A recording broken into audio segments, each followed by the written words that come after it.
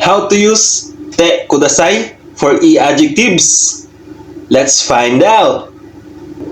For our English explanation, in order to use te kudasai for e-adjectives, first, we need to remove the last e of e-adjectives. Remove e, then add kushite kudasai. Let's give an example. Nagai will be nagakushite kudasai.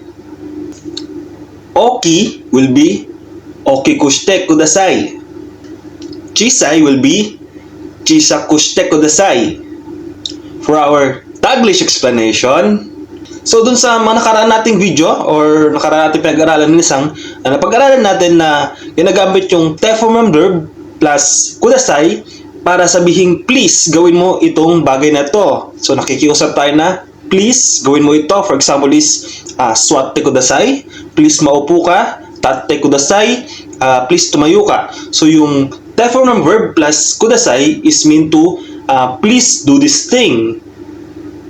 Pero ang te kudasai ay pwede rin gamitin sa mga adjectives. So first, pag-usapan natin yung e-adjectives. So, para gamitin natin yung te kudasai sa adjectives, sa e-adjectives, una natin gagawin is tanggalin natin yung last e ng e-adjectives. So, after natin tanggalin yung last e ng e-adjectives, dalagdagan natin siya ng kushite kudasai. So, yung magiging ibig sabihin niya is, please gawin mo tong e-adjective na ito. Bigyan tayo example. Nagay. Tanggalin yung last e, then add natin yung kushite kudasai. Ito ay magiging nagakushite kudasai. Chumitai will be chumita kushite kudasai. Yasashi ay magiging yasashi kushite kudasai. Oishi oishi kushite kudasai. Follow for more!